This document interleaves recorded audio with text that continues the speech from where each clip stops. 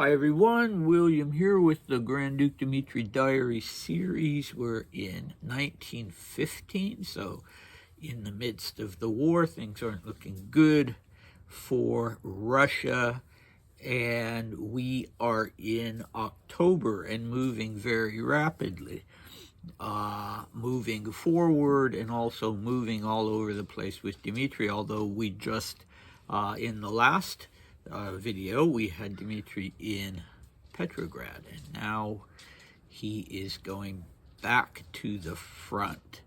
And in those Petrograd diary entries, he talks about going to what sounds to me very much like a kind of family get-together to discuss the situation with Nicholas and Alexandra and Rasputin. And Nicholas had just very recently taken over as commander-in-chief, and nobody in the family, at least in the part of the family that was horrified at the whole Rasputin situation, none of them wanted him to do that. And so I think, the get-together was with the Dowager Empress, with Grand Duke Paul, with Mikhin and Kirill from the Vladimir Vichy. But now we're going to enter a new phase where Dmitri is very closely attached to Nicholas as an adjutant. And the new Stavka is in Mogilev, I think it's pronounced, in Belarus, as was the previous headquarters, Baranovichi. Okay, so let's dive in. We have the 1st/14th October between Petrograd and Pskov, morning at Ella Pushina's home, lunch at Laming's, departure from Petrograd at 1 o'clock, Tsarskaya Selo, Papa, farewell, tea, Pskov, 7 o'clock, Maria, Ruski, inspection of cadets. After dinner, went to the hospital, Maria as senior nurse. Okay, there we go. So what's going on? I'm surprised he didn't squeeze in a visit to the club before leaving, but it was an early departure, 1 o'clock. So he first goes to see the widow of this fellow officer of his from the Horse Guards Regiment, Pushin, whose body he'd been waiting for in Petrograd. The man had been killed at the front, and I guess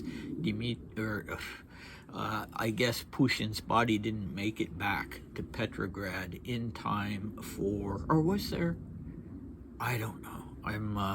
I'm discombobulated today. Anyway, not that important. It's just very nice that Dmitri was spending time with the widow. Okay, then he had lunch at Laming's apartment, which, Laming just has not been in these diary entries because he is too old, or, well, there are people older than him, but he's not involved in the military aspect of the war. And so he's not so much a part of Dmitri's life at the moment. So Dmitri has lunch with him, and then later has tea with Papa and says farewell, I think, to both men.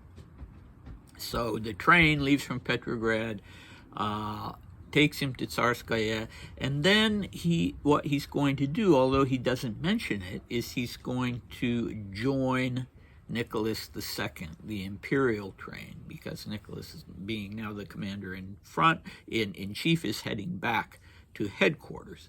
All right, so they arrive in Pskov at 7 o'clock, and that is where Maria lives and works. I don't know if she was with them on the train or if they just saw her when they got there. She had an important job. She was, as Dmitri points out, the senior nurse at the Red Cross Hospital in Pskov. And that was a very serious and responsible job. And I wonder if it was because she was a Grand Duchess or if she really merited that. I mean, she was a very smart woman, as Dmitri was a smart man. and probably a little more capable than him because she was more focused. I mean, women at that time tended to be less indulged, and if they were going to do something, they had to be good at it. But who knows? I don't know. I should take another look at her memoirs, The Education of a Princess. Meanwhile, as we know, Dmitri never liked to go visiting in military hospitals, not even when he was a child. And Ella, that was her passion, Grand Duchess Elizabeth, taking care of the wounded veterans, some of them, amputees and that sort of thing after the Russo-Japanese War. And she had her own lazaret or military hospital near Ilinskaya. I got a fruit fly or something. Anyway, Dmitri didn't enjoy that, but he went to the hospital, and his sister was there as senior nurse, and maybe, well, he doesn't say. Maybe he didn't. Maybe he was just there with her and didn't visit any of the soldiers. So Ruski was an important figure. It's not Ruski as in a Russian person. It's a different spelling, but it's pronounced Ruski. And he was the commander of the whole Northern Front. And I can't remember, I should have looked him up, if he was aligned with Nicholas II or with Nicolasha. He was probably, I would guess, he was probably a general staff officer. Anyway, let us move on to the 2nd/15th of October, and here we go. Between Rezhica and Vitebsk, morning inspection of the 21st Corps, 33rd and 44th Infantry Divisions, afterwards lunch, sat in the wagon, tea, and dinner. Okay, so Rezhica is in Latvia, Vitebsk is in Belarus. Vitebsk was a major city. It was, I believe, what was it, the headquarters of? I don't know. There are a lot of troops there. And so Dmitri is not inspecting troops. That's not, that's above his pay grade. But Nicholas is. So he's with Nicholas's entourage. And if you see pictures from that period, you'll see that Alexei, who was 12 that year, 11? Was also with his father doing these inspections, so he was right up front with his father, and Dmitri was a little behind with the rest of the entourage. But yeah, Dmitri had been attending troop reviews since he was a child and participating in them by the time he was 14 years old. But this, of course, was different. This wasn't parade troops. These were combat troops, and troops that had seen combat, a lot of them very recently. They were at the front.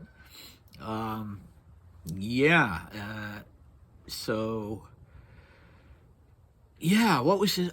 This is what the story was reminding me of. So when I was living at Ruski Dom, at Russian House, when I was at the University of Washington, there was a fellow student of mine from the Bay Area, and he talked about visiting from the San Francisco area, and he talked about visiting a little White Russian or Tsarist Russian museum in San Francisco. And why would they have such a thing in San Francisco? Well, San Francisco was a major point of entry into the United States for Russian refugees who escaped at the time of the revolution.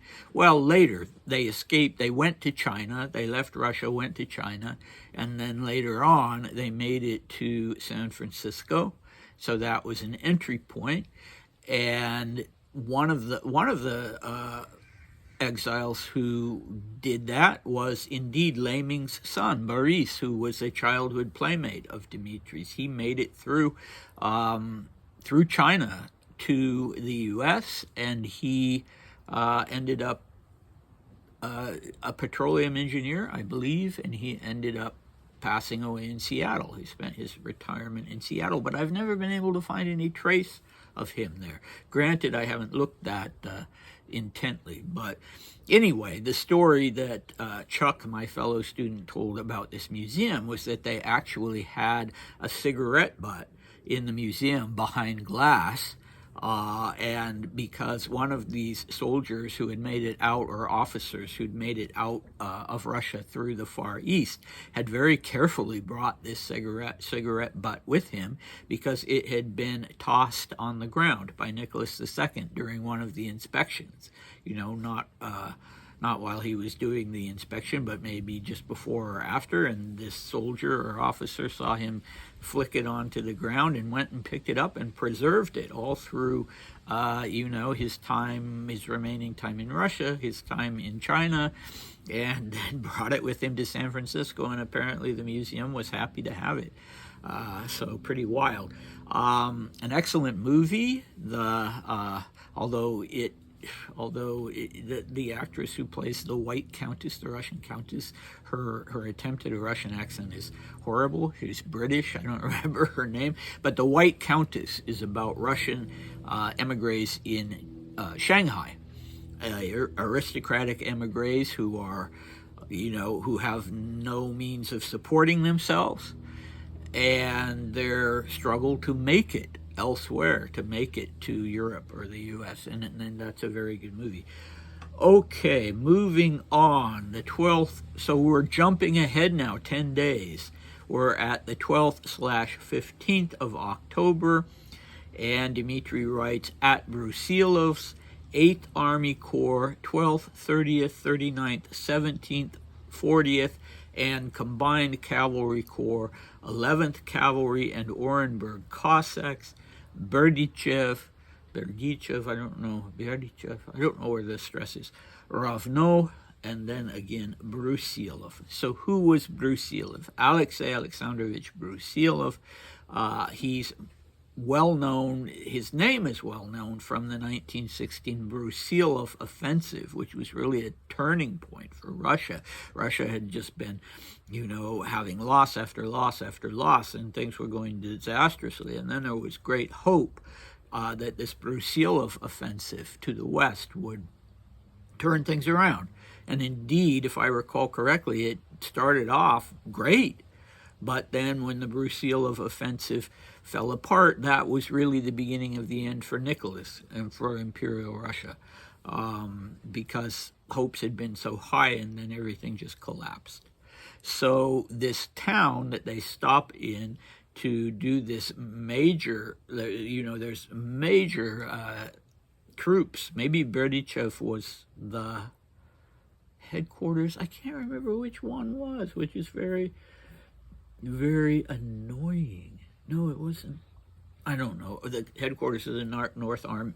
No, that was Pskov. That was the headquarters of the Army of the North. Okay, sorry about that. But it was a city. It had a population of close to 500,000, I believe. And it was also a Jewish city. It was, a high percentage Jewish population. It's in Ukraine. It was, alas, the site of a future massacre during the Shoah in World War II. A massacre of Jews early on before the concentration camps, when they were simply rounded up and shot in the most brutal possible way. But of course, in 1915, nobody had any clue that such a thing would happen. So what do we have next time? We have more inspections. So Dmitri is basically, part of Nicholas's entourage now and going wherever Nicholas goes. And we can see where Nicholas goes. He's not talking about Nicholas. He's being very reticent about that. He's not saying good mood, bad mood, anything like that, which is a pity. But, of course, Nicholas was keeping his own diary and writing letters to his wife. So there is a source of information about that. I just didn't look anything up. So we have about 12 diary entries left from 1915. We'll be going only to mid-November, but one period of that remaining time which is about a month, Dmitri will be back in Petrograd. Then things will cut off, and we can imagine very well what's going on after that. You know, the beginning of the Rasputin conspiracy, and so on and so forth. So I will leave you for the moment, and do come back next time, even though we're not getting a lot of, insider details through Dmitri with these. I suppose it's impressive that he's still jotting things down in his diaries. Not every day, but yeah. Anyway, I'll see you next time. Bye.